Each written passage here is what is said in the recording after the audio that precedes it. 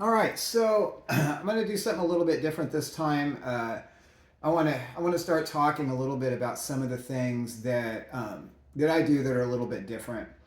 And this here is one of the things I do for myself, and I've done with a lot of clients over the years, is a process called live cell analysis, where we actually take and put blood underneath a microscope, and it tells us a lot of really interesting things about what's going on in our bodies. Um, so back in November, I knew something was up with me, and because I threw some of my blood up on the screen, and it looked different than it normally does. So I want to start out a little bit. I want to explain to you a little bit about how this works. What we're looking at right here is this is a drop of dried blood. And what we want to see with this is we like to see this nice, thick, red, solid pattern all the way across. These black lines running through it is called fibrin, and it makes up what's called the fibrin mesh. So this is all good, and this is what we strive for. And it's hard to get your blood looking perfect, uh, but it's doable. And I usually floated right in that range of pretty close. Um, so this is what we want to see. So back in November, I went ahead and I threw up a drop of my blood. And let me blow this up here a bit. This is what I saw. So this here, you can see this looks a little bit different. And I know you can't see it super clearly, so I'm going to explain this as best I can. But you can see these little holes. It looks like empty spaces scattered throughout here.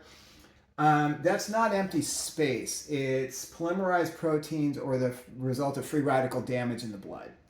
And so in this specific pattern here, it kind of looks like somebody shot it with a shotgun, real clear little holes in there. That is typical of adrenal stress. Now, I want to be clear, you cannot specifically diagnose, specific deficiencies with this, but it does give us some good clues as to like, hey, maybe we should order this lab or that lab, and then we share that with your doctor or some of the doctors that I work with. Um, and then they'll run the appropriate labs for this. But this here, yeah, this is an adrenal stress program thing. So my body was probably using more. It had a higher cortisol demand. I was fighting something, so I knew something was up. And I had some symptoms to go along with it. Real common symptom of adrenal stress is that midday fatigue. And my 2 o'clock coffee routine kind of moved from being a treat to a treatment. I really kind of needed it to get that bump. So these are definitely signs that something was up, something was different. So you can see that we had some of these other shots here. We've got some pretty distinct holes going in there. We don't want to do that. That's a lot of inflammatory response. Body's definitely fighting something. So that was back in November. And my first appointment with the doctors, where I started fighting with people, was in January. And after arguing with them, through 3 different appointments, that it wasn't acid reflux. They kept insisting it was just acid reflux. It wasn't. And ultimately, we finally got a scope and a scan done. I'm going to talk about some things with our medical system in some other videos. But it was a pretty crazy ride. Turned out there was definitely obstruction in my esophagus, and that obstruction was malignant, or it was cancer, adenocarcinoma specifically. And like I said in one of my other videos, if you look that up, go to Success Stories first, because otherwise it's just going to tell you I'm screwed. And I don't believe I got a lot of things that I'm working with, and some really good people around me. So that said, we're going to fast forward here, and let me see if I can find. This here is a picture, and I took that one. This was this was right after I started my chemo treatments. So this is how far all this had expressed out. So we can see there's a lot more of this empty space in here. And this is a huge amount. So this is the toll that something as serious as cancer will do to your blood, and we can see all that in these different patterns here.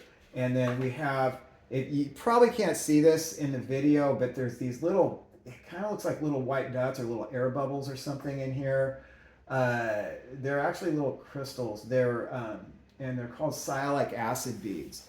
And again, I cannot emphasize enough, this is not a diagnostic tool, and there's other things that will cause this, but that's something that you will commonly see in cancer patients when you're looking at their blood. So, and it's interesting because when I went in, all of my labs looked good. My C-reactive protein, my hormone levels, everything was looking good. Like right up to the time that I started presenting symptoms. So that's kind of interesting. Let me see. I think I got another picture here. You can see this one here. So this one you can see. You can kind of see some of those crystals a little bit better in here, but you can still see these really massive patterns of breakdown through here. And then other sections of the blood, you can see it's just completely wiping out all of this. The fibrins completely broke down.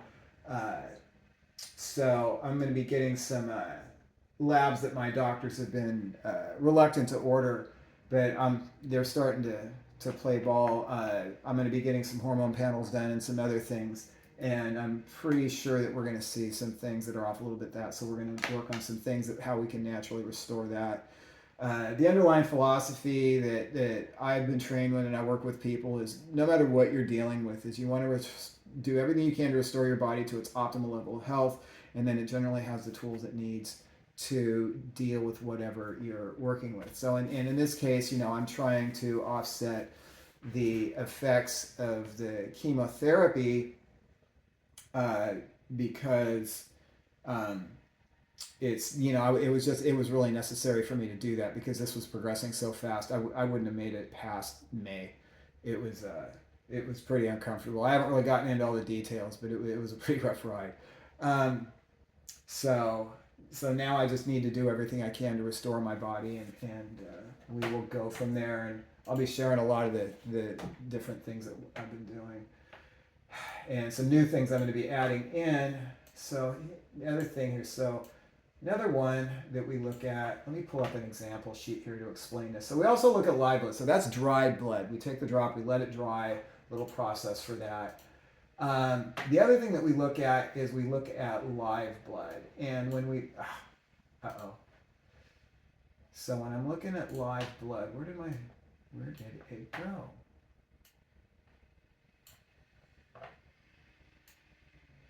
Oh, that's crazy. So when we're looking at live blood, we want to see the cells. They should look perfectly round, all the same size and shape, not sticking together. Let me pull another one up here so I can show you guys. So when I look at this one here, so you can see this is your red blood cell here. So the red blood cell, we want to see them nice and perfectly round, all the same size and shape. We don't see a lot of stuff floating around in the background. So this is what really healthy live blood looks like when we throw it up underneath the microscope. This is typically, I usually keep my blood usually looks pretty close to that when I screen it. So again, when we go back, let me just lose this whole page here. You can see, I'm going to pull up a different one. Sorry about this jumping around so much. You can see when we, let me blow up this one. So now, this is my blood when it going through this process, and you can see here the cell morphology, the size and shape of the cells that we just talked about. is very different. So we don't really have any, even here you can see that there's some fragility in the cell wall.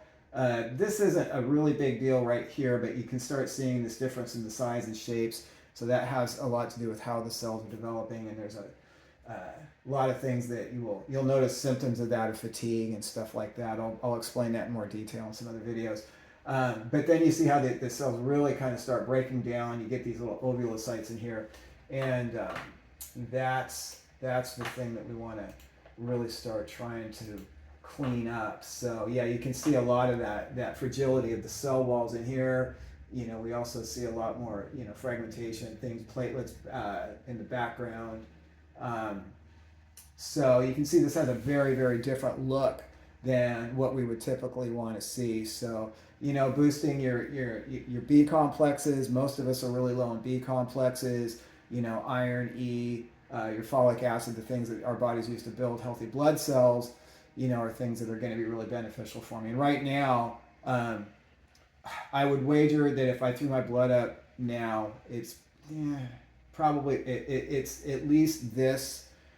It wouldn't even surprise me if it looks a little bit worse, because I know that going through the therapy, it leaves you very anemic, and I have the symptoms to back it up. So this is where I'm at. I'm gonna throw my blood up again here pretty soon. I'm on a little 2-week break, might be 3 weeks, where I don't have to go through any treatment. We're waiting to get the PET scan back. The PET scan's gonna tell us how well the therapy's been working. So I'm optimistic, but we don't know. We'll see. So yeah, I want to give it. I'm gonna wait, a couple weeks, and then I'm gonna throw up my blood up again, and I'll throw that up and share it with you guys, and we can kind of look at the differences in what we're seeing, and if it's looking better, where it's not looking the way we want to see, then we'll make some decisions as to what the best things to do to try and restore this and get it back to where it actually should be. So something a little bit different. Go ahead, if you have questions about this, please hit me up in the comments. Yeah, until next time, it's just a ride.